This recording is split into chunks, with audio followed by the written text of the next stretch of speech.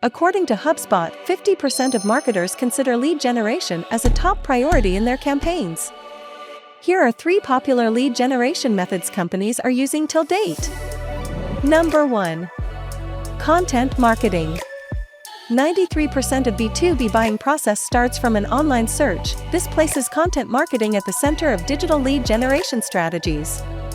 Number 2. Use Q&A sites. Q&A sites like Quora and Reddit can help you connect and understand the problems your ideal customers are facing. You can address their problems by pitching your product as a solution or try including these solutions in your product to stand out of the competition. Number 3. Use sales data platforms.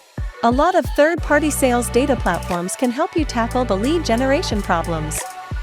With the help of ReachStream, you can connect with your ideal customers by filtering your search criteria based on job title, industry, technology, company name, employee size, revenue size, and location.